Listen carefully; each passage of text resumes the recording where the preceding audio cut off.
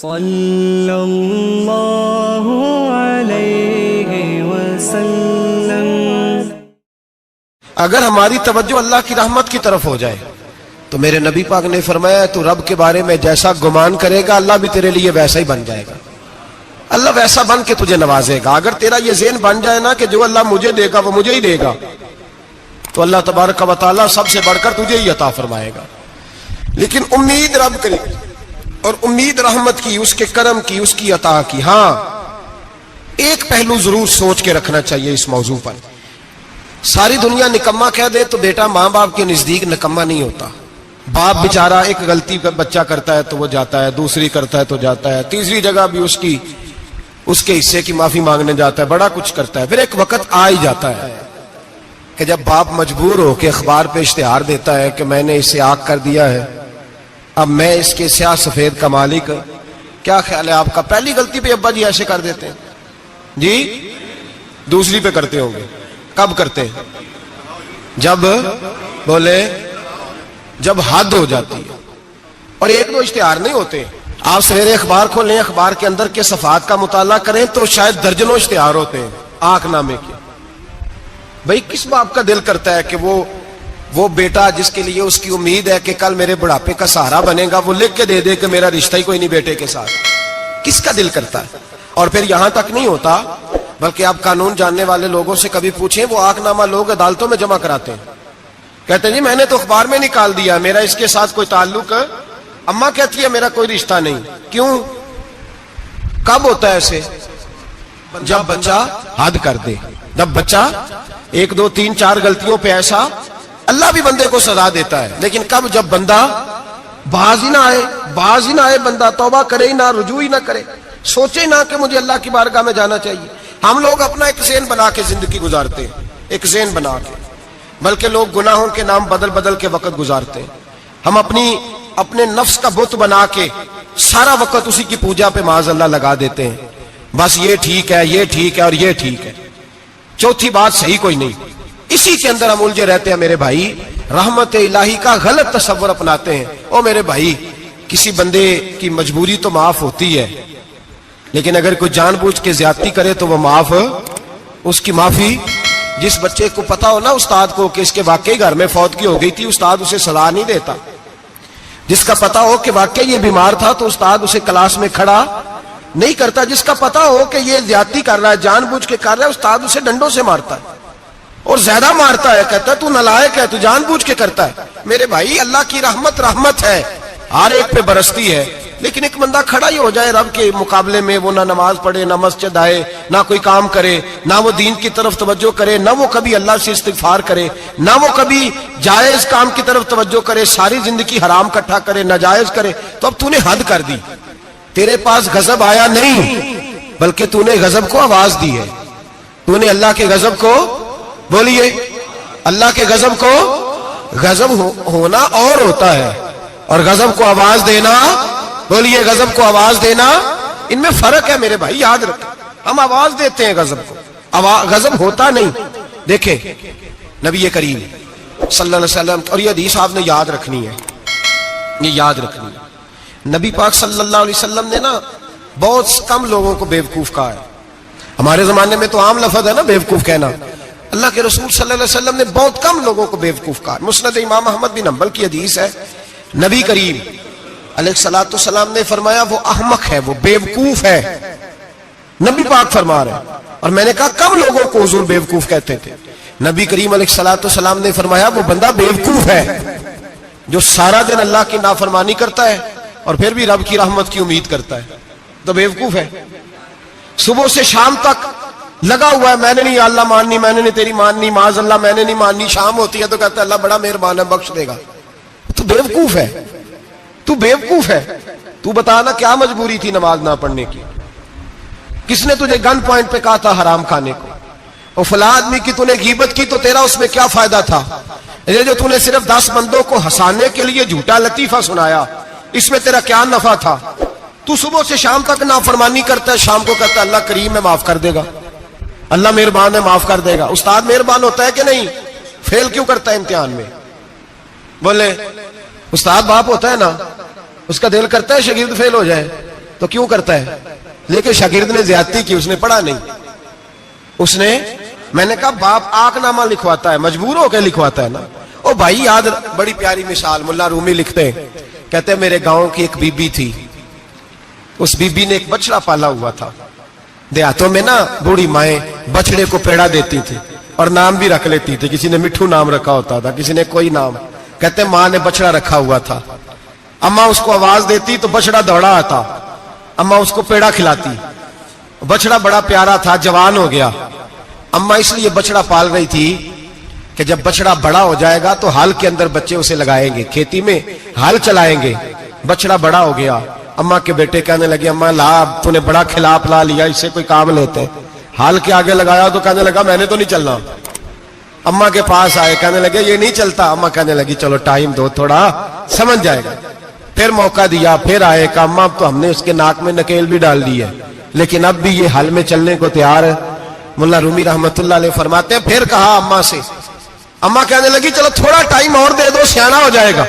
تھوڑا ٹائم اور دیا، ڈنڈے بھی مارے لیکن وہ سیانا ہونے کو تیار ہے. اب اماں کے پاس آئے تو اماں مجبور ہو گئی، دل نہیں کرتا تھا. کہنے لگی جاؤ پھر کسائی کے ہاتھ بیچ ڈالو. وہ گیا کسائی کے پاس، اسے کاٹا گیا، اس کی کھال اتاری گئی، اس کے چھوٹے چھوٹے پیس کر کے کھا گئے لوگ. وہ مار ہو رہی تھی. لوگوں نے اماں سے کہا تجھے تو بڑا پیارا تھا، تو نے کٹوا کو دیا. تو اماں کہنے لگی پیارا تو بڑا تھا پر مانتا نہیں تھا. پیارا بڑا تھا، کاش بات مانتا، مقصد پورا کرتا تو کبھی بھی کاٹا. بھائی رب کریم نہیں چاہتا بندہ دوزخ میں جلے، اللہ کی رحمت نہیں چاہتی جہنم میں جلے، پر بندہ مانتا ہی نہیں، یہ تیار ہی نہیں ہوتا. یہ سویا ہوا ہے سویرے، یہ وہ گپے لگا رہا ہے عصر کے وقت چوراہے پہ کھڑا ہے، نماز پڑھنے نہیں آیا. اس نے ساری زندگی میں درجنوں لطیفے سیکھ لیے، ہزاروں کہانیاں سیکھ گیا، قرآن پاک پڑھنا نہیں سیکھا. اس نے زندگی کی ہر چالاکی سیکھ لی ہے، نہیں سیکھی تو اپنے رسول کی حدیث نہیں سیکھی، نہیں سیکھا تو دین کی ضروری باتوں کو نہیں سیکھا. اب رب کی رحمت تو نہیں چاہتی کہ بندہ جہنم میں جائے، وہ تو مہربان ہے، لیکن رب کریم کا قانون کا تقاضا یہ ہے کہ جو احکام پورے نہیں کرے گا اسے پھر دوزخ میں ڈالا جائے گا. تو ہمارے بزرگ فرمایا کرتے تھے اصل بات یہ ہے کہ اللہ نہیں مسلمان کو دوزخ میں ڈالنا چاہتا، مسلمان اپنی مرضی سے چھلانگے لگا رہا ہے، یہ خود چھلانگے لگاتا ہے، یہ باز نہیں آتا. آپ یقین کریں بڑی ذمہ داری کے ساتھ، بڑے خلوص کے ساتھ اور بڑی دیانتداری سے تجربے کی بات عرض کرتا ہوں، ہمارے بہت سارے گناہ ایسے ہیں جن گناہوں کا ہماری دنیا داری کو بھی کوئی فائدہ نہیں، کوئی فائدہ نہیں ہماری دنیا کو بھی اس غلطی کا. میری باتوں کی سمجھ آ رہی ہے آپ دوست؟ کچھ گناہ ایسے ہیں، ایک تو ہوتا ہے کہ دنیا کا کوئی فائدہ ہو، اس گناہ میں ہماری دنیا کا بھی کوئی فائدہ. جو آدمی جھوٹے لطیفے سناتا ہے، جھوٹ بولتا ہے، جھوٹ کوئی فائدہ نہیں اسے. لوگ 10 منٹ ہنستے ہیں اور باہر جا کہتے ہیں یار یہ تو کوئی غیر سنجیدہ آدمی، وہ عقل ہی نہیں. کیا فائدہ کمایا اس نے؟ کیا نفع لیا اس نے؟ جو آدمی بڑھ بڑھ کے باتیں کرتا ہے، 2 4 5 10 آدمیوں کی غیبت کر جاتا ہے، لوگ کہتے ہیں یار بڑا چغل خور ہے. کیا کمایا اس نے زندگی میں؟ کچھ حاصل کر لیا اس نے؟ ہمارے بہت سارے گناہ میرے بھائی وہ ہیں جن کا ہماری دنیا کو بھی کوئی فائدہ نہیں. تو کیوں نہ ہم ان گناہوں کو چھوڑ دیں تاکہ ہمارے دین کو تو فائدہ ہو جائے، دین کو تو فائدہ ہو جائے. صرف زبان کے ذائقے ہیں، کچھ دیر کے لیے ہماری طبیعت کے تقاضے ہیں، 10 منٹ کی مسکراہٹ ہے جس کے لیے ہم اللہ تبارک و تعالیٰ کا قانون توڑتے پھر جا رہا ہوں. میرے حبیب کریم علیہ السلام نے مسلمان کو کہا ہے کہ تیرا رب تو چاہتا ہے کہ بس تو آ جا، وہ تجھ پہ رحمت نازل کر دے گا. آنا تو شرط ہے کہ نہیں؟ آنا تو شرط ہے کہ نہیں؟ اچھا چلیں یہ بتائیں، جو آدمی 1 سے لے کر 31 تاریخ تک ڈیوٹی کرے اس کو تنخواہ لینے جانا پڑتا ہے کہ تنخواہ گھر آ جاتی ہے؟ بول کے بتائیں. پھر بھی جانا پڑتا ہے، کہ میں نے ڈیوٹی پوری کی ہے، پھر بھی جانا پڑتا ہے. ڈیوٹی پوری کرنے کے باوجود تجھے تنخواہ لینے، اور ہو سکتا ہے کہ یہ بھی کہا جائے ابھی آئی نہیں کل آنا، ہو سکتا ہے یہ بھی کہا جائے پرسوں آنا، یہ بھی ممکن نہیں کہ فوراً او خدا کے بندے تو آتا ہی نہیں خدا کی رحمت لینے، تو اس کے گھر کی طرف رجوع ہی نہیں کرتا، تو توجہ ہی نہیں کرتا، تو کہتا اللہ مہربان ہے. بھائی مہربان تو ہے، تو رحمت لینے آیا ہے، تو نے کو بہانہ بنایا اس کی رحمت کا. اللہ کی رحمت قیمت نہیں مانگتی، بہانہ مانگتی ہے. پر بتا نا تیرا کو بہانہ ہے کہ نہیں؟ میرے نبی کریم سید عالم صلی اللہ تعالی علیہ وسلم نے فرمایا رب قیمت کا سوال اور نہیں مانگتا. یقین کریں نہیں مانگ, بندے قیمت مانگتے ہیں. آپ 100 دفعہ مسکرا کے بات کریں, ایک دفعہ نہ کرے تو کہتے ہیں مولوی صاحب امیر ہو گئے, اب تو صحیح سلام بھی نہیں لیتے. ایک دفعہ ہو سکتا ہے بیچارہ پیٹ میں درد ہو رہی ہو سکتا ہے گھر کی کو بہت بڑی ٹینشن ہو سکتا ہے کوئی مجبوری ہو. بندے ہمہ وقت قیمت مانگتے ہیں, ہمہ وقت آپ تندرست ہیں, ہر وقت آپ قیمت ادا کرتے ہیں تو لوگ راضی ہیں. لیکن رب کہتا تو کوئی قیمت نہ دے, کوئی بہانہ ہی بنا لے, تیرا رب تجھ سے راضی ہو جائے گا. سنیں بڑی پیاری حدیث, بڑی خوبصورت حدیث, کنز المال میں دیگر کتب احادیث میں ہے. حضرت ابو ہریرہ رضی اللہ تعالیٰ عنہ فرماتے ایک بابا جی نبی پاک کی بارگاہ میں آئے, اور جب وہ واپس جانے لگے تو میں نے عمر پوچھی تو عمر تھی 96 سال. کہتے ہیں بزرگ جب آئے نا تو یہ بھویں جو ہے نا ان کی سفید ہو کے تو یوں آنکھوں پہ آ گئی. بڑی چھڑی بابا جی نے پکڑی ہوئی اور دونوں ہاتھ پکڑ کے نا چھڑی کے اوپر جھکے ہوئے ہیں ایک جانب. قربان جاؤں, کہتے ہیں جب وہ بزرگ مسجد میں داخل ہوئے تو میرے رسول نے کھڑے ہو کے استقبال فرمایا, کھڑے ہو, اور نبی کریم صلی اللہ علیہ وسلم نے آگے بڑھ کے بابا جی کو بازو سے پکڑا اور بٹھایا. حضور بیٹھ گئے. کہا بزرگوں کیسے آئے ہو؟ تو کہتے ہیں وہ بابا جی بات کرتے تو آنکھ کھول کے پہلے حضور کا چہرہ دیکھتے, پھر وہ بات کرتے تو ان کے لب و لہجے کے اندر بڑی پریشانی, بڑی تکلیف, بڑی مایوسی. عرض کرنے لگے یا رسول اللہ, حضور زندگی ساری گناہوں میں بیت گئی ہے, حضور غلطیاں ہی غلطیاں, یاد ماضی عذاب ہے, یا رب چھین لے مجھ سے حافظہ میرا. اے اللہ کے رسول بڑی لمبی فہرست ہے, پاپ ہی پاپ ہے, کالے سیاہ دفتر ہے. یا رسول اللہ صلی اللہ علیہ وسلم جب پلٹ کے دیکھتا ہوں حضور مجھے نیکی دکھائی نہیں دیتی. حضور اس عمر میں آپ کا ایک صحابی ملا ہے, اس نے بات سمجھائی ہے تو تھوڑا خیال آیا ہے, لیکن یا رسول اللہ صلی اللہ علیہ وسلم اب میرا وجود بیکار ہو گیا ہے, حضور بوڑھا ہو گیا ہوں. 3 باتیں کہیں بزرگوں نے اور نرالی کہیں. کہنے لگے یا رسول اللہ صلی اللہ علیہ وسلم, حضور اب تو میری کمر بھی سیدھی نہیں ہوتی کہ میں نماز ہی صحیح ادا کر سکوں, بوڑھا ہو گیا ہوں. یا رسول اللہ صلی اللہ علیہ وسلم اب میرے اندر طاقت نہیں کہ میں محنت مزدوری کر کے صدقے اور خیرات دے سکوں. یا رسول اللہ صلی اللہ علیہ وسلم اب میں تلوار لے کے جہاد بھی نہیں کر سکتا. حضور نہ میں لمبی نمازیں پڑھ سکتا ہوں, آقا نہ میں صدقات و خیرات دے سکتا ہوں, محبوبہ نہ میں دین کے لیے کوئی جہاد کر سکتا ہوں. بیکار وجود ہے, بیکار وجود کو تو گھر والے برداشت نہیں کرتے, بچے دعا کرتے ہیں یا اللہ ابا جی کو پردہ دے دے, اماں کو پردہ دے دے, بیکار ہو گیا ہوں. اور آج آیا ہوں تو مجھ بیکار کو میرا رب قبول کر لے گا. آج کلمہ پڑھوں تو بیکار ہوں, کسی کام کا نہیں, نہ نماز نہ صدقات نہ جہاد, قبول کر لے گا. حضرت ابو ہریرہ فرماتے ہیں جیسے برسات میں بارش کی جھڑی لگتی ہے, یوں مصطفیٰ کی آنکھوں سے جھڑی لگ گئی. حضور کھل کے روئے, کھل کے.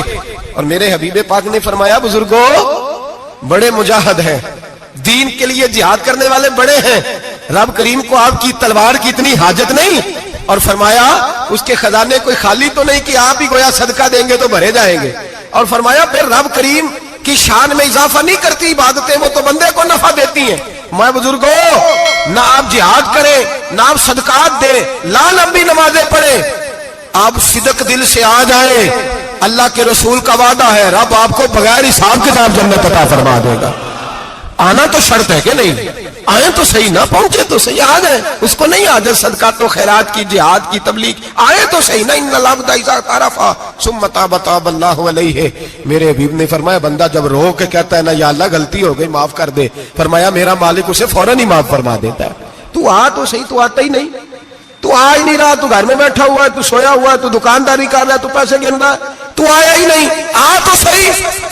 بلکہ میرے نبی پاک فرماتے ہیں جب اللہ پاک کا بھاگا ہوا غلام آتا ہے پھر تو اللہ زیادہ راضی ہوتا ہے, پھر تو اللہ زیادہ راضی ہوتا ہے, زیادہ راضی ہوتا ہے. تو آ تو صحیح, پہنچ تو صحیح. بلکہ صوفیات اور بات کرتے ہیں, وہ کہتے ہیں تو کبھی بھول کے بھی رب رب کرے تو اللہ تو اسے بھی قبول کر لیتا ہے, بھول کے. ملا رومی کہتے ہیں بنی اسرائیل کا بندہ ہے, صنم پتھر کو کہتے ہیں, بت کو کہتے ہیں, بت کے سامنے کھڑا ہے اور ساری رات کہتا ہے یا صنم یا صنم یا صنم, اے پتھر اے بت, ساری رات پکارتا رہا. رات گہری ہو گئی, نیند کا غلبہ, تھک گیا, سونے کے قریب آیا تو غلطی سے منہ سے نکل گیا یا صمد, یا صنم کی جگہ نکل گیا رب کریم نے فرمایا جبریل دوڑ کے جا، جو مانگتا ہے اسے دے دے۔ حضرت جبریل عرض کرتے ہیں مولا بھول کے تیرا نام لے رہا ہے، بھول کے لے رہا ہے۔ تو رب کریم نے فرمایا چل نام تو میرا ہی لے رہا ہے نا، میرا لے رہا ہے نا یا اللہ۔ وہ اللہ کریم نے فرمایا جھوٹے کے سامنے ساری رات کا کھڑا ہے، ساری رات کا پکار رہا ہے، اسے کچھ نہیں ملا، تو سچے کا نام لیا ہے۔ اگر میں بھی کچھ نہ دوں اور بت میں اور مجھ میں فرق کیا رہ جائے گا؟ جا جو مانگتا ہے جھولی بھر کے دے، نام تو لیا ہے نا۔ او بھائی تو بہانا تو بنانا، وہ آ تو صحیح نا، تو یہاں آ جا، پہنچ جا، آ جا، بس بیٹھ جا، اس کی بارگاہ ناز میں حاضر تو ہونا، تجھے فرصت ہی نہیں۔ تو یاروں کے لیے ٹائم نکالتا ہے، بازاروں کے لیے ٹائم نکالتا ہے، گلیوں کے لیے ٹائم نکالتا ہے، چوکوں چوراہوں کے لیے ٹائم نکالتا ہے، ہفتے میں ایک دن ہوٹلنگ کے لیے بھی جاتا ہے، لیکن کبھی چھپ کے 2 نفلوں کی تجھے توفیق نہیں ہوتی۔ اور میں کئی دفعہ کہہ چکا ہوں جس بندے کو بغیر عبادت کے رزق زیادہ ملنے لگ جائے اس پر آزمائش ہوتی ہے رب کریم کی۔ اللہ فرماتا ہے اس کو پیسے دو، اسے آنے نہ دینا، اس کو چل پیسے دوڑ جا۔ لوگ سمجھتے ہیں میں بڑا ذہین و عقل مند ہوں، دیکھو میں اپنی ہوشیاری سے چلاکی سے آگے نکل گیا، تو آزمائش ہے، یہ تو آزمائش ہے رب کریم کی طرف سے، یہ تو اس کی خفیہ تدبیر ہے۔ میرے بھائی اس کی بارگاہ ناز تک جو آ گیا، آنا تو ہماری ذمہ داری ہے کہ نہیں؟ پھر اس کی رحمت آگے بڑھ کے استقبال کر لیتی ہے، پھر اللہ کا فضل اس کو تھام لیتا ہے اس بندے کو۔ اور خدا کی رحمت کتنی زیادہ ہے، میرے حبیب کریم سید عالم صلی اللہ علیہ وسلم نے فرمایا اللہ نے اپنی رحمت کے 100 حصے کیے ہیں۔ حضور فرماتے ہیں ایک حصہ اللہ نے دنیا میں نازل کیا ہے۔ کتنا؟ ایک حصہ۔ فرمایا یہ جو ماں بیٹے سے پیار کرتی ہے، باپ بیٹے کے لیے مزدوری کرتا ہے، یہ جو بہن بھائی کے لیے روتی ہے، یہ جو بیوی شوہر کے لیے دعا مانگتی ہے، یہ جو بچے ماں باپ سے پیار کرتے ہیں، فرمایا یہ اس ایک رحمت کا نتیجہ ہے، ایک رحمت کا نتیجہ۔ تو صحابہ کہنے لگے یا رسول اللہ وہ 99 کدھر ہیں؟ نبی پاک نے فرمایا رب کریم نے سنبھالی ہوئی ہے، قیامت کے دن تمہیں عطا فرمائے گا۔ ابھی تو ایک نازل کی ہے، ابھی اللہ نے۔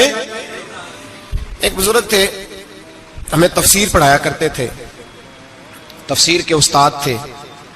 میں نے ان سے ایک دن کہا، میں نے کہا حضرت صاحب کچھ باتوں میں نا میں اڑ جاتا ہوں، میں اپنے آپ کو اتنا لائق نہیں سمجھتا، تو کہیں کہیں نا ذہن الجھ جاتا ہے، تو کبھی الجھ جاتا ہوں۔ ایک سوال کئی دنوں کا ہے، اصول تفسیر کا مسئلہ ہے، تو ذرا کچھ چیزیں ایسی ہوتی ہیں بزرگ کہتے ہیں جو کتابوں سے نہیں ملتی، صرف سینوں سے ملتی ہیں۔ کورس تو فقط لفظ ہی سکھاتے ہیں، یہ آدمی ہے جو آدمی بناتے ہیں۔ میں نے کہا صاحب یہ سمجھ نہیں آئی کہ یہاں بھی صاحب وہاں بھی صاحب۔ کہنے لگے جی کس طرح؟ میں نے کہا جی یہاں قبر میں بھی سوالوں کے جواب اور پھر قیامت میں بھی۔ مجھے کہنے لگے جاؤ امام راضی کی تفسیر اٹھا کے لاؤ۔ میں تفسیر ان کے سامنے لا کے رکھی تو کہنے لگے یہ سیدنا یوسف علیہ السلام کا واقعہ ذرا دیکھو تفسیر یوسف میں، اس میں ایک عجیب بات لکھی ہے۔ حضرت یوسف علیہ السلام کے زمانے میں قحط ہو گیا، تو جناب یوسف علیہ السلام نے، کیونکہ آپ اللہ کے نبی سے پہلے سے جان گئے قحط ہوگا، تو حضرت یوسف نے گندم پہلے سٹاک کر لی تھی بہت زیادہ۔ باقی علاقوں میں جب قحط پڑا نا، اب سب لوگوں نے مصر کی طرف رجحان کیا گندم لینے کے لیے، تو حضرت یوسف علیہ السلام نے نا شہر کے دروازے پر بندے کھڑے کر دیے، فرمایا جو بندہ آئے نا اس سے 2 سوال پوچھنا، جو آئیں گے لوگ گندم خریدنے، جو آئے 2 سوال پوچھنا، ایک پوچھنا کہاں سے آیا ہے اور ایک پوچھنا لے کے کیا آیا ہے۔ ایک پوچھنا، سمجھ آ رہی ہے بات، اور دوسرا پوچھنا کہ لے کے سونا لے کے آیا ہے، چاندی گندم خریدنی ہے تو کیا چیز لے کے آیا ہے، کہ نگد پیسے لایا ہے، یہ پوچھ لینا۔ جو آئے 2 باتیں پوچھنا، ایک پوچھنا کہاں سے آیا ہے اور دوسرا پوچھنا کیا۔ ایک روایت میں 3 سوال بھی ہیں، لیکن فرمایا پوچھنا 2 سوال ضرور۔ انتظار تھا نا بھائیوں کا کنان سے آنے والوں کا، فرمانے لگے سب سے 2 سوال پوچھنا، جب کنان والے آئے نا ان سے صرف اتنا پوچھ لینا کہ وہ کہاں سے آئے ہیں۔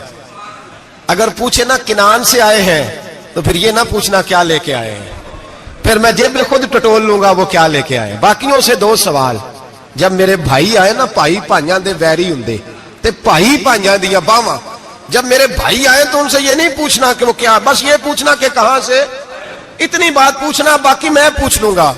آپ فرمانے لگے رب بھی فرشتوں سے کہتا ہے تم قبر میں نا میرے بندوں سے زیادہ سوال نہ کرنا، بس یہ پوچھ لینا مجھے مانتے ہیں، میرے نبی کو مانتے ہیں، قبر میں تم اتنے سوال پوچھ لینا، باقی لے کے کیا ہے وہ میں خود ہی پوچھ لوں گا۔ فرشتوں کے سامنے رب کریم اپنے بندے کو بے آبرو کرنا، بس تو یہ بتا دے اللہ رسول کو مانتا ہے کہ نہیں، باقی جو تیرا حساب کتاب ہے نا اللہ فرماتے ہیں میں قیامت میں کر لوں گا۔ میں پوچھ لوں گا اس کا کیا علاج کرنا ہے, بس تم اتنا بتا دو مجھے مانتے ہو میرے رسول کو. میرے بھائی, میرے نبی کریم علیہ السلام فرماتے ہیں جو بندہ توبہ کرنے والا تھا, اللہ کی بارگاہ میں آنے والا تھا, بار بار توبہ کرتا تھا, احساس رہتا تھا, اسے احساس تھا, آیا کرتا تھا, پھر بھی غلطیاں ہو گئی, قیامت کے دن رب کریم اپنے فضل کی چادر اس پہ ڈالے گا, فضل کی چادر ڈالے گا, اور رب کریم اس سے پوچھے گا یہ گناہ کیا تھا, اور نبی پاک فرماتے ہیں اس نے بڑے بھی گناہ کیے, اللہ چھوٹے چھوٹے گناہوں کے بارے میں پوچھے گا. یہ غلطی کی تھی, یہ گناہ, بندہ ڈر رہا ہے, وہ کہہ رہا پتہ نہیں سزا کیا ملے گی, کیونکہ دنیا میں بھی ڈرتا رہا, یہاں بھی ڈر رہا ہے. شرط یہ ہے کہ احساس والا ہو, آتا رہو, پھر بھی غلطیاں ہو گئی, خیال کرتا تھا, محنت کرتا تھا, نیک ہونے کی جدوجہد کرتا تھا, کوتاہیاں رہ گئی. یہ گناہ کیا تھا یا اللہ بھول گیا تھا, یہ گناہ کیا اللہ مجھ سے غلطی ہو گئی, یہاں بھی کیا تھا یا اللہ غلطی ہو گئی. نبی پاک صلی اللہ علیہ وسلم فرماتے ہیں چھوٹے چھوٹے گناہ اللہ دکھا رہا ہے, اور اس سے کہہ رہا ہے یہ کیا تھا, مانتا جا رہا ہے. رب کریم فرماتا ہے پتہ ہے میں تیرے ساتھ کیا کرنے والا ہوں, ٹانگیں کانپ گئی, یا اللہ پتہ نہیں. فرمایا میں تجھے ان گناہوں کے بدلے نیکیاں دینے لگا ہوں, ان گناہوں کے بدلے نیکیاں. نبی پاک فرماتا ہے فٹافٹ ہی بول پڑا, کہنے لگا یا اللہ میں نے تو بڑے بڑے گناہ بھی کیے, اگر تو نے گناہوں کے بدلے نیکیاں دے دیا تو میرے تو بڑے بڑے پاپ بھی ہیں, وہ دوسرے کدھر ہیں. تو میرے حبیب کریم علیہ الصلوۃ والسلام فرماتے ہیں رب مسکرائے گا جو رب کی شان کے لائق ہے. اللہ فرمائے گا تیرے دل میں احساس تھا, تو آیا کرتا تھا, تو توبہ کرتا تھا, تو میری بارگاہ ناز میں آتا تھا, پتہ تیرے اوپر چادر کیوں ڈالی ہے, یا اللہ نہیں. فرمایا میں تجھے اپنی رحمت کی چادر میں چھپا کے جنت میں داخل کرنا چاہتا ہوں. میرے بھائی تو آ تو صحیح, تو پہنچ تو صحیح, خدا را. یہ جو جتنی دنیا داری ہے نا, یہ تو آپ ہر وقت کریں گے تو راضی ہوں گے لوگ, ہر وقت. اور یہ جو ہم نے پلاننگ کی ہوئی ہے نا کہ میں فلانا کام کر کے سیانا ہو جاؤں گا, تو اتنی مہلت نہیں دی اللہ پاک نے. وہ کہتا فوراً آ, اپنی منصوبہ بندی بدلیں, رحمت الہی کی جانب توجہ کریں, اپنا ذہن رب کریم کے بارے میں کرم والا بنائیں, اور یہ ارادہ کریں کہ میں اس کی بارگاہ میں آؤں گا تو وہ مجھے عطا کرے گا. اپنے بازو پہ بھروسہ نہ کریں, اپنی عقل پہ بھروسہ نہ کریں, بھروسہ جب بھی کرے خدا کی رحمت پہ کرے, اس کے فضل پہ کرے, اس کے کرم پہ کرے, اور ذہن بنائے کہ اللہ معاف کرنے والا ہے.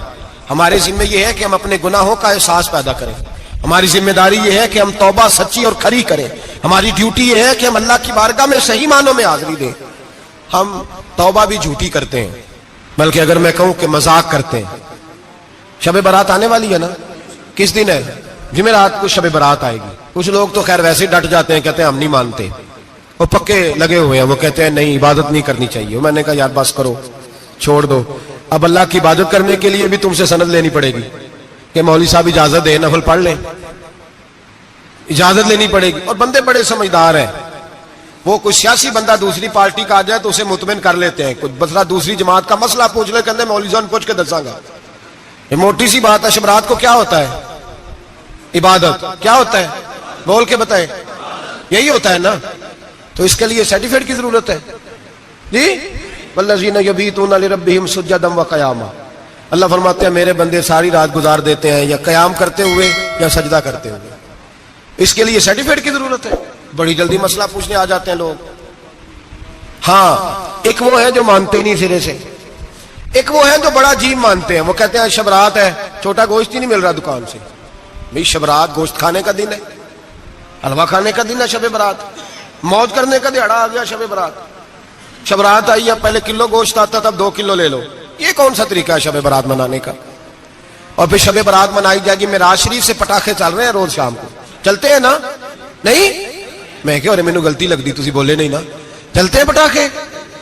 کون بیچتا ہے پٹاخے؟ ہندو, سکھ, یہودی. چلاتا کون ہے؟ کس نے کہا چلانے کو؟ اس میں کوئی کسی فرقے کا بھی اختلاف نہیں ہوتا. ڈرنا چاہیے اللہ پاک سے.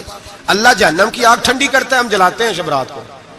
رب فرماتے ہیں ٹھنڈی ہوگی, ہم جلا رہے ہیں. بچے پٹاخوں کے پیسے پڑوسی سے لے کے آتے ہیں کہ ہم سے لیتے ہیں؟ ہم منع کیوں نہیں کرتے؟ جوتے نہ پالش کرنے پہ تو تھپڑ لگتے ہیں, تو پٹاخے والے بچے کو نہیں پوچھا جا سکتا؟ باپ کی ذمہ داری ہے.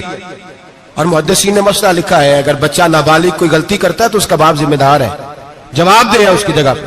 ان کو سمجھائیں. شب برات آئے گی, پھر توبہ ہوگی, ہر مسجد سے رونے کی آواز آئے گی, زور زور سے لوگ روئیں گے, تڑپیں گے, اجتماعات ہوں گے, بڑے بڑے اجتماعات ہوں گے. توبہ کریں گے لوگ, کریں گے نا انشاءاللہ تعالیٰ, آئیں گے نا لوگ مسجدوں میں, پھر سویرے جھوٹ بند ہو جائے گا نا, اگلی صبح ملاوٹ ختم, کم تولنا ختم. یہ کیسی توبہ ہے؟ وہ دکاندار جو شبرات والے دن غلط سوجی فروخت کر رہا ہے, ملاوٹ والی چینی بیچ رہا ہے, تاکہ دوائیوں میں دھوکہ دیتے ہیں لوگ, دوائیوں میں دھوکہ دیتے ہیں. ایک ڈاکٹر خود مجھے کہنے لگے, وہ میرے دوست ہیں, ہلکا پھلکا کورس کیا ہوا ہے, کہتے ہیں میرے دوست ہیں کئی سارے لوگ, تو ایک ایسا ہی ہمارے شعبے کا آدمی تھا, تو اپنے ابا جی کو وہ ڈرپ لگانے لگا, تو ابا جی کہنے لگے پتر مینو اصلی لا دے تیری مہربانی, مینو اصلی لا دے تیری مہربانی, لوکھا علی نہ لا دے. یہ حال ہو گیا.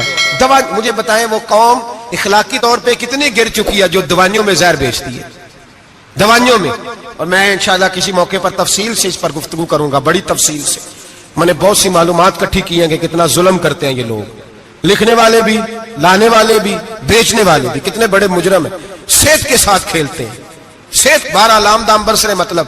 جس آدمی نے دھوکے کا مال لا کے رکھا ہے شبرات والے دن کے رات توبہ بھی کرنی ہے اور سویرے یہ بیچنا بھی ہے, وہ توبہ کرنے آیا ہے. جس نے دھوکے کا مال لا کے رکھا ہے کہ سویرے بیچنا ہے اور رات توبہ بھی کرنی ہے, وہ توبہ کر رہا ہے کہ مذاق کر رہا ہے؟ توبہ میری توبہ, استغفر اللہ, یا اللہ معاف کر دے, اونچی اونچی آواز میں رو رہا ہے, اور سویرے سارے چکر وہی ہیں. یہ کیسی توبہ ہے؟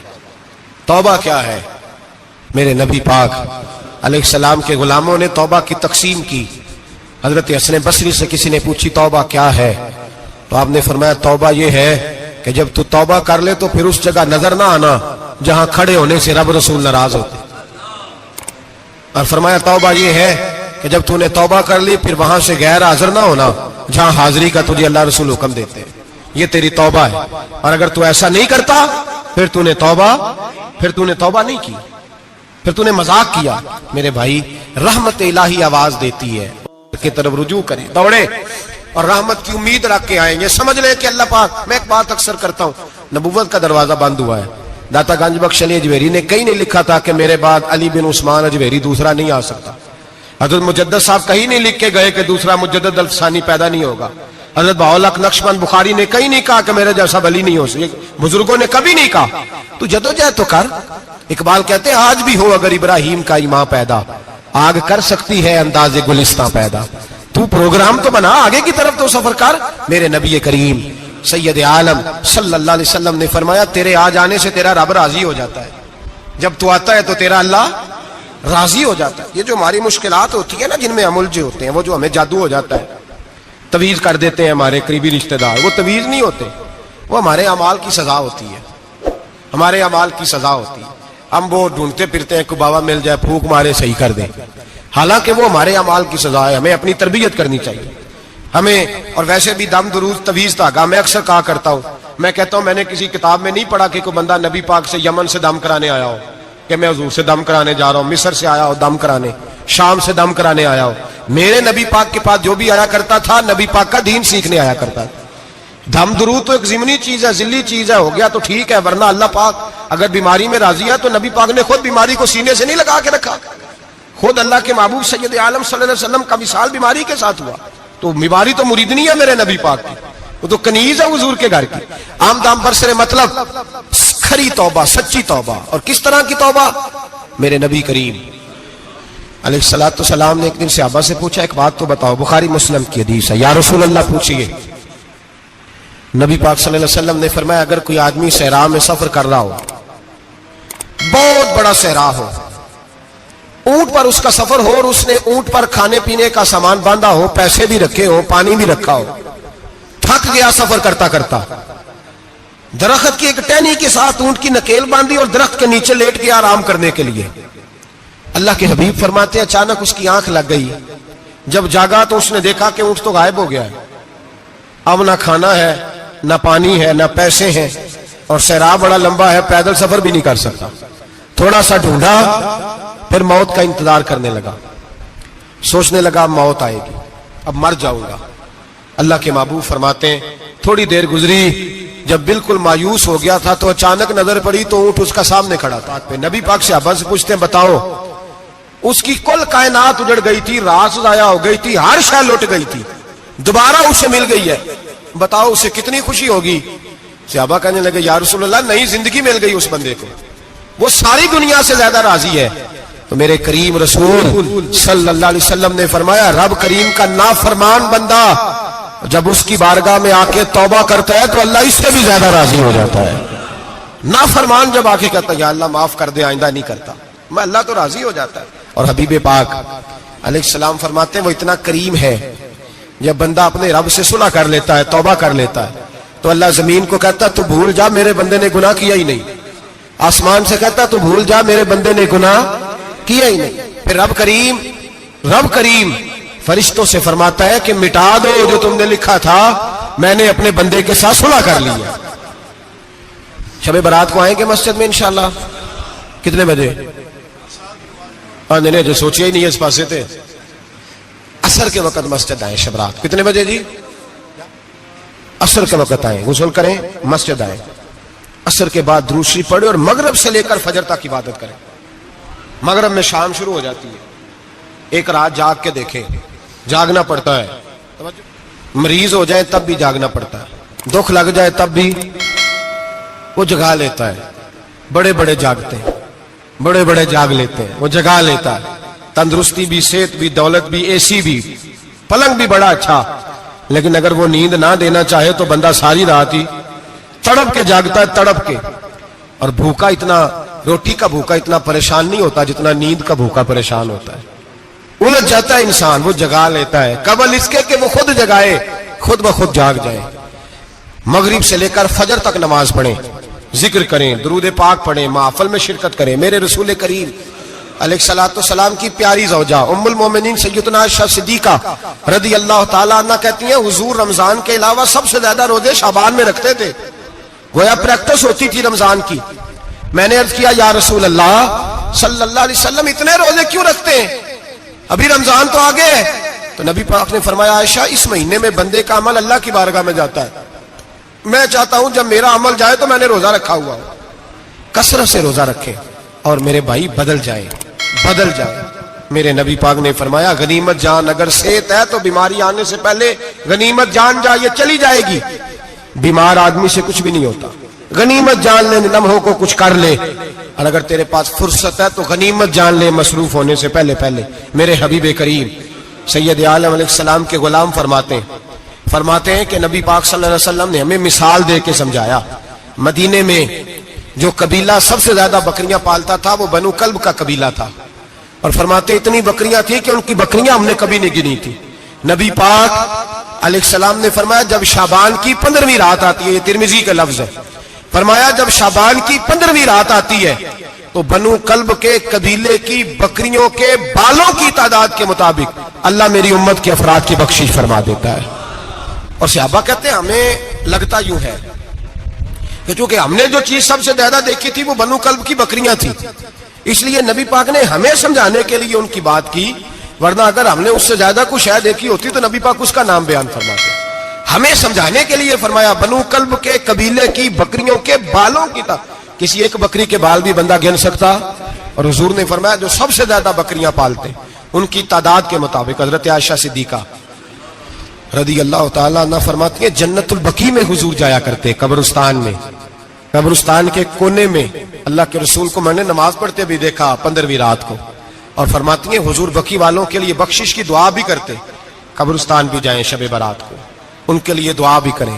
اور پھر میرے بھائی شب برات کو للہیت کے ساتھ آئیں, لوٹنے کا پروگرام بنائیں, اس سے قبل کے رب کریم خود جکڑ کے لے آئے, خود بخود آئے, اس کے کرم کی طرف توجہ کریں, اس کی رحمت کی طرف توجہ کریں. میرے رسول کریم صلی اللہ علیہ وسلم کے پاس ایک دیہاتی آئے, مولا علی شیر خدا فرماتے میں بھی حاضر تھا.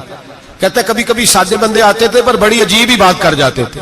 کہتے ایک دیہاتی آئے, تامت باندھی ہوئی اور سادہ رومال کندھے پہ رکھا ہوا ہے. نبی پاک کے پاس آئے اور حضور سے دل لگی کرنے لگے, حضور سے دل لگی کرنے لگے, میٹھی باتیں کہنے لگے یا رسول اللہ ایک مسئلہ پوچھنے آیا ہوں. فرمایا پوچھو.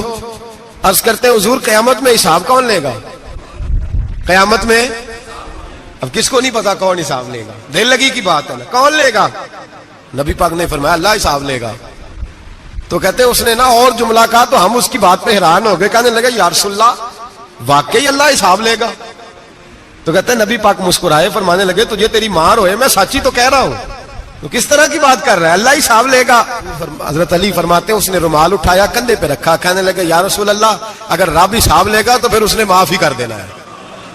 یہ کہہ کے وہ چلا گیا, یہ لفظ کہہ کے وہ چلا گیا. تو حضرت مولا علی کہتے ہیں میں نے حضور کا چہرہ دیکھا تو گلاب سے بھی زیادہ کھلا ہوا تھا, میں نے نبی پاک کا چہرہ دیکھا تو چاند سے بھی زیادہ روشن تھا. میں نے کہا حضور یہ کیا کہہ گیا ہے؟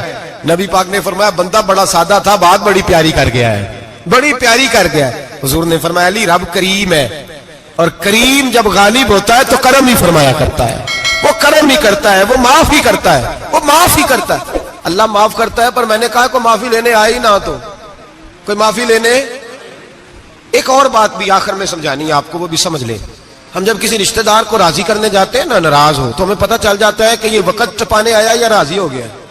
دو قسم کے لوگ ہوتے ہیں, کہتے ہیں چلو برادری آ گئی میں چلتا ہوں, پر کس طرح ٹائم پہ ٹائم آؤں گا, 200 دے کے گھر آ جاؤں گا. اور جو راضی ہو جاتے ہیں نا وہ 2 دن پہلے آتے ہیں, دیگوں کا بھی خیال کرتے ہیں, وہ ملاقات کرتے ہیں, وہ کپڑے بھی نہیں بدلتے. فرق ہوتا ہے راضی ہونے میں. بات کی سمجھ آ رہی ہے آپ؟ ہم توبہ کرنے آتے ہیں اللہ کی بارگاہ میں, کیا ہمیں پتہ نہیں چلتا کہ ہم نے توبہ کیا, رب راضی ہوا ہے کہ نہیں ہوا؟ ہمارا ایمانی رشتہ تو ہے نا اپنے رب سے, روح کا تعلق تو ہے نا, تو ہمیں اندازہ ہوتا ہے کہ اللہ راضی ہو گیا کہ نہیں. اندازہ تو ہونا چاہیے نا ہمیں. یہ بات کہنے کی نہیں, یہ بات محسوس کرنے کی ہے, اس کو محسوس کریں. ہم جب اللہ کی بارگاہ میں آئے تو پھر ہمیں اندازہ ہونا چاہیے کہ میں نے منا لیا ہے کہ نہیں منا سکا, میں اس کو راضی کر کے اٹھ رہا ہوں کہ نہیں اٹھ رہا. اگر بغیر راضی کیے اٹھے ہو تو پھر فارمیلٹی کرنے آئے تھے, پھر راضی کرنے نہیں آئے تھے. حضرت فضائل ابن عیاض رحمۃ اللہ تعالی علیہ فرماتے ہیں کہ دن میں نے سر سجدے میں رکھا اور میں نے کہا خدا بندہ آج مجھے پتا چلے گا کہ تم مجھ سے راضی ہے کہ ناراض ہے, تو پھر ہی میں اٹھوں گا. آپ فرماتے ہیں مجھے چاروں کونوں سے آواز آنے لگی کہ تیرا رب راضی ہو گیا ہے. اور فرماتے ہیں جس جگہ میں سجدہ کر رہا تھا وہ زمین بھی بولنے لگی کہ بس کر دے, عرش کا مالک تجھ سے راضی ہو گیا ہے. لیکن شرط یہ ہے, حضرت حبیب اجمی رحمت اللہ علیہ فرماتے ہیں میں سود کا کاروبار کرتا تھا توبہ کرنے سے پہلے. کئی دفعہ میں نے توبہ کی تھی, لیکن میری اس توبہ کے اندر صداقت نہیں ہوتی تھی. میرا دل بھی گواہی دیتا تھا کہ یہ نا بہت سارے بندے کہتے ہیں آئندہ نہیں کرتا, وقت ٹپاتے ہیں. جس طرح بندوں کو دھوکہ دیتے ہیں اس طرح معاذ اللہ توبہ بھی اسی طرح کی کرتے ہیں, لیکن بعد میں دوبارہ اسی ڈگر پہ چل نکلتے ہیں جس پہ پہلے ہوتے ہیں. آپ فرماتے ہیں میں کئی دفعہ توبہ کرتا تھا تو توڑ دیتا تھا. آج میں نے توبہ کی. کس طرح کی؟ سود کا میں دھندا کرتا تھا تو میں سود کے پیسے لایا, گوشت پکنے کو دیا بیوی کو, سود کے پیسوں کا. میری بیوی نے ہنڈیا چڑھائی, تھوڑی دیر گزری تو وہ سارا گوشت خون بن گیا. میری بیوی اٹھا کے لائی, کہنے لگی لے جا, یہ جو تو غریبوں کا خون نچوڑ کے لایا تھا نا یہ خون بن گیا, خود بھی پی اور اولاد کو بھی پلاؤ. کہتے ہیں میں نے سچی توبہ کا فیصلہ کیا. آج پہلے میں سچی توبہ کا ارادہ نہیں کرتا, آج سچی توبہ کا فیصلہ کیا اور میں نکلا. حضرت حسن بصری کے پاس گیا, ان کی بیعت ہوا, توبہ کی, انہوں نے مجھے اعمال بتائے, کھری توبہ کی. کہتے ہیں جب توبہ کے لیے گھر سے نکلا تو چھوٹے چھوٹے بچے کھیل رہے تھے. ایک بچہ کہنے لگا پیچھے ہٹ جاؤ, بہت بڑا سودیا ہے, اس کا سایہ بھی پڑ گیا تو ہمارے اندر نحوست آ جائے گی, پیچھے ہٹ جاؤ, سود کا دھندا کرتا ہے. کہتے ہیں مجھے اور چوٹ لگی کہ یا اللہ تیری چھوٹی چھوٹی مخلوق بھی یہ سمجھتی ہے. کہتے ہیں میں توبہ کرنے گیا تو کھری توبہ کر کے آیا. حضرت حسن بصری کے پاس رو کے توبہ کی. میں وہاں سے واپس آیا تو بچے ابھی کھیل رہے تھے. کہتے ہیں وہ بچہ جو پہلے بولا تھا کہ پیچھے ہٹ جاؤ بڑا سود والا ہے, نحوست پڑ جائے گی, وہ بچہ پھر آواز دے کے کہنے لگا دوستو پیچھے ہٹ جاؤ, رب کریم کا ولی آ رہا ہے, اللہ کا بندہ آ رہا ہے, کہیں ایسا نہ ہو ہمارے پیروں سے گرد اڑے اور اس ولی کے اوپر پڑے اور اس کی توہین ہو جائے, اللہ ہم سے ناراض نہ ہو جائے ولی کی توہین کر کے, پیچھے ہٹ جاؤ. آپ فرماتے ہیں میں نے تڑپ کے آسمان کی طرف دیکھا اور میں نے کہا یا اللہ مجھے سمجھ آ گئی ہے کہ کھری توبہ کیا ہوتی ہے, سچی توبہ, اصل توبہ کیا ہوتی ہے. جھوٹ موٹ کی توبہ نہ کریں. شب برات کو آئیں, اور بڑا دیانتداری کا مشورہ دیتا ہوں, دل کو سنبھال کے آئیں. اگر جھوٹ نہیں چھوڑنا, فریب نہیں چھوڑنا, ہم نے مسجد کی حاضری کی پابندی نہیں کرنی تو پھر توبہ کے لفظ پکارنا دھوکہ ہے, پھر یہ دھوکہ ہے, پھر یہ مذاق ہے, پھر مذاق نہ کریں. آنا ہے تو کھری توبہ کے ارادے سے آئیں, کھل کے آئیں. انشاءاللہ ہر سال ہم بھی ساری رات یہاں بیٹھتے ہیں, آپ سے بھی گزارش کریں گے کہ چھٹی نہ کریں, وقت پہ آئیں, مغرب میں آئیں, نوافل ادا کریں, عشاء کے بعد نوافل پڑھیں. محفل کرنے کا مقصد یہ ہوتا ہے کہ تلاوت سے دل نرم ہوتا ہے, نعت سے دل نرم ہوتا ہے, تقریر سے انسان کی سوچ بدلتی ہے, توبہ کی طرف جاتی ہے. یہ سارے کام کر کے جب بندہ استغفار کرتا ہے, توبہ کرتا ہے, تو اس کے لیے آسان ہو جاتا ہے, ذہن بن جاتا ہے. اس لیے واز بھی ہوگا, ذکر بھی ہوگا, دعا بھی ہوگی. وقت کو ضائع نہ کریں, رمضان قریب آنے والا ہے. بزرگ کہتے ہیں اگر شب برات پہ سچی توبہ کر لو گے تو پھر رمضان میں جو نیکیاں کرو گے وہ تمہارے پاس سٹاک بن جائے گا, اور تمہارے پاس خزانہ اکٹھا ہو جائے گا. توبہ ابھی سے کر لو, معاملات ابھی سے سمیٹ لو, تاکہ جب رمضان آئے تو پھر نیکیاں خزانہ بن کے جمع ہو. ہمیشہ مدحت خیر الانام میں گزرے, دعا ہے یہ عمر درود و سلام میں گزرے. آخر دعوانا ان الحمد. جس دم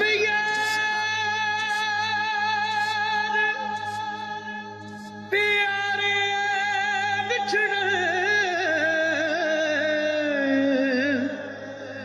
کون رووے مڑ تھوڑا, سب روگاں دا روگ محمد,